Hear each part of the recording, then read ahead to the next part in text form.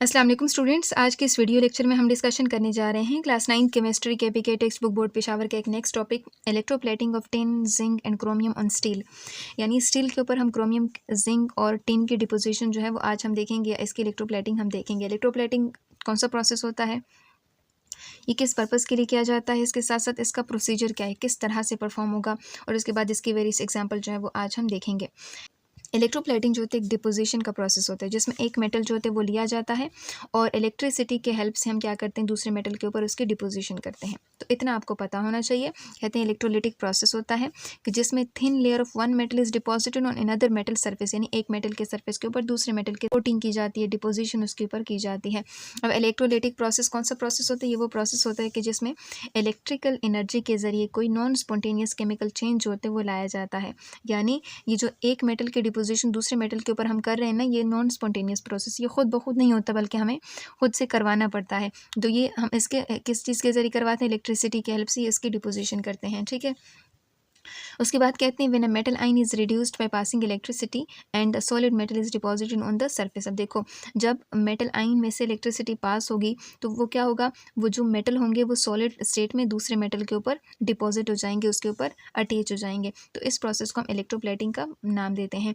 यानी ये वो प्रोसेस होता है कि जिसमें एक मेटल के ऊपर दूसरे मेटल को चढ़ाया जाता है और ये खुद ब खुद नहीं होता बल्कि हम इलेक्ट्रिसिटी की हेल्प से पूरा प्रोसेस परफॉर्म करवाते हैं और इस प्रोसेस को हम इलेक्ट्रोप्लेटिंग का नाम देते हैं।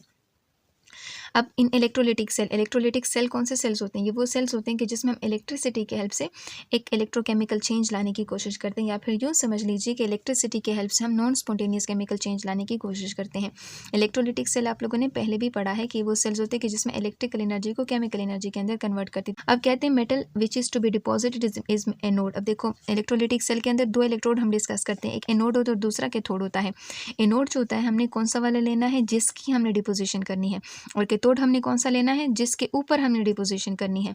जिसकी डिपोजिशन करनी है उसको एनोड के तौर पे लेंगे और जिसके ऊपर डिपोजिशन करनी, जिसके ऊपर हमने कोटिंग करनी है, उसको कैथोड के ऊपर लेंगे।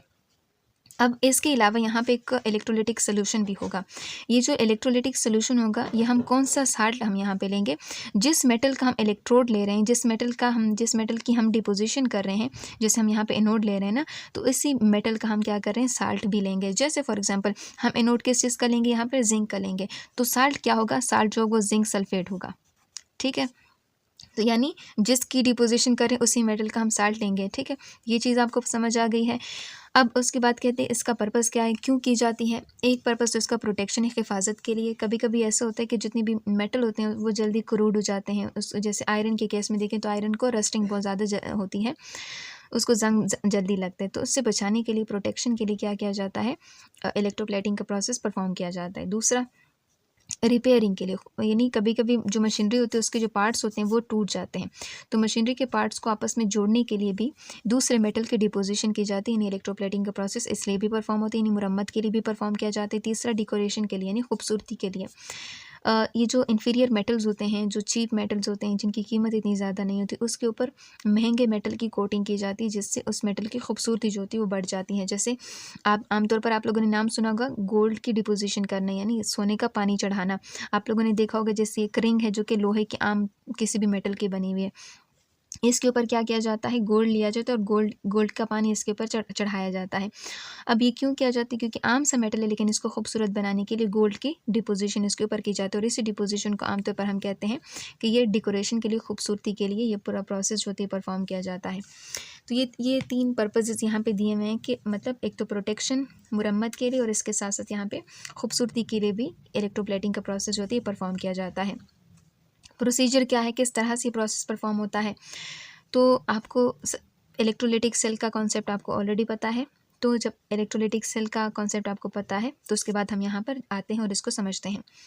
इलेक्ट्रोप्लेटिंग के अंदर एक मेटालिक सब्सटेंस होते हैं वो लिया जाता है, जिसके ऊपर हमने डिपोजिशन करनी है, जिसके ऊपर हमने कोटिंग करनी है। सबसे पहले उसको क्लीन किया जाएगा कॉस्टिक सोडा के साथ, जिसको हम सोडियम हाइड्रोक्साइड भी कहते हैं, और फिर आखिर में उसको पानी के साथ उसको वॉश किया जाएगा। कॉस्टिक सोडा एमसीक्यूज़ में पूछा जा सकता है कि कॉस्टिक सोडा का फार्मूला क्या है, तो आपको आना चाहिए। तो जिस सब्सटेंस को हमने क्लीन किया है, अच्छे से वॉश किया है, तो उसको कैथोड के तौर पे हम लेंगे। अब इसको इतना क्लीन करने की ज़रूरत क्या है, क्योंकि कभी कभी मेटल के ऊपर ना स्टेन्स लगे होते हैं, ऑयल्स लगे होते हैं, ग्रीस वगैरह लगे होते हैं, तो उससे सारी चीज़ें साफ़ की जाती हैं ताकि अच्छे से इसके ऊपर डिपोजिशन हो सके। इसको हमने कैथोड ले लिया। दूसरा इलेक्ट्रोड बचता है एनोड। एनोड हम कौन सा वाला लेते हैं, प्योर मेटल लेते हैं जिसकी हम डिपोजिशन करते हैं, जिसके ऊपर डिपोजिशन करते हैं, जिसके ऊपर कोटिंग की जाती है, वो तो कैथोड के ऊपर ले लिया। जिसकी डिपोजिशन करेंगे ना उसको, वो प्योर मेटल हम लेंगे, ठीक है, उसको एनोड के तौर पे हम लेंगे। ये तो इलेक्ट्रोड हो गए।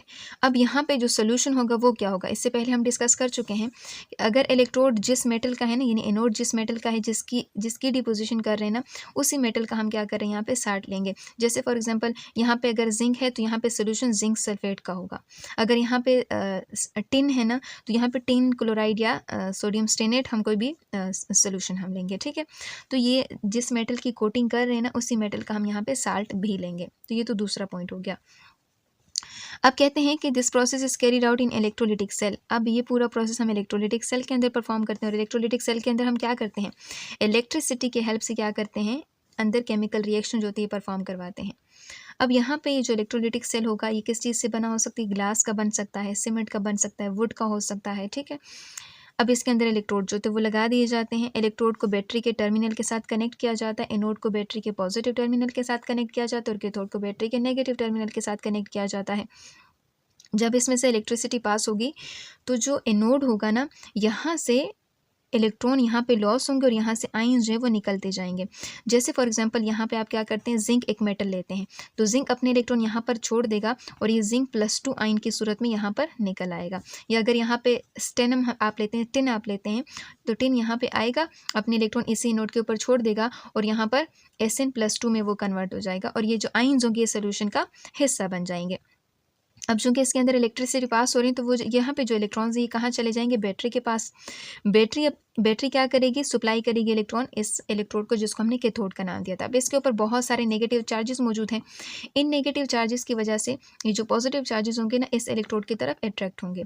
जब ये इलेक्ट्रॉन यहाँ इसके पास आएंगे तो यहाँ से इलेक्ट्रॉन गेन कर लेंगे, और जहाँ गेन ऑफ इलेक्ट्रॉनिक यहाँ वहाँ पे रिडक्शन होगी, कैथोड के ऊपर रिडक्शन हो जाती है, और ये जो आयंस होंगे सॉलिड में कन्वर्ट होकर इसी मेटल के ऊपर डिपॉजिट हो जाते हैं, इसी के ऊपर उसकी एक तरह से कोटिंग हो जाती है। अब यहाँ पे कहते हैं एक थिन लेयर होती है मेटल की देखिए आपको एक थिन लेयर यहाँ पे नज़र आ रही है, तो एक थिन लेयर जो होती है मेटल की, इसके ऊपर डिपॉजिट हो जाती है। अब कहते हैं कैथोड जो होते हैं फिर उसको पुल किया जाता है, निकाला जाता है इलेक्ट्रोलिटिक सेल से, और फिर उसको क्लीन किया जाता है और ड्राई किया जाता है। हमने क्या कहा, एक मेटल जिसके ऊपर हम डिपोजिशन करें, सबसे पहले उसको वॉश कर लें अच्छे से। दूसरा, वो मेटल जिसकी हम डिपोजिशन कर रहे हैं उसको एनोड के तौर पे लेंगे, और जिसको एनोड के तौर पे हम ले रहे हैं उसी मेटल का हम साल्ट सोल्यूशन भी बनाएंगे। इलेक्ट्रिसिटी उसमें से पास होगी, एनोड में से आयंस आएंगे और वो सोल्यूशन का हिस्सा बन जाएंगे। इलेक्ट्रॉन जो होंगे वो आएंगे और कैथोड की तरफ चले जाएंगे। कैथोड के ऊपर बहुत सारे इलेक्ट्रॉन्स होंगे, इन बहुत सारे इलेक्ट्रॉन की वजह से यहाँ पे बहुत सारे चार्जेस होंगे, वो जो पॉजिटिव आयंस होंगे वो कैथोड की तरफ चले जाएंगे, इलेक्ट्रॉन गेन कर लेंगे और सॉलिड फॉर्म में कन्वर्ट होकर इसी मेटल के इर्द गिर्द क्या हो जाएंगे, जमा हो जाएंगे, एक पतली सी लेयर बना लेंगे, और इसी पतली सी लेयर को हम क्या कहते हैं, इलेक्ट्रोप्लेटिंग कहते हैं। यानी इलेक्ट्रिसिटी की मदद से हम एक मेटल को दूसरे मेटल के ऊपर डिपॉजिट करते हैं। तो ये पूरा प्रोसेस हो जाता है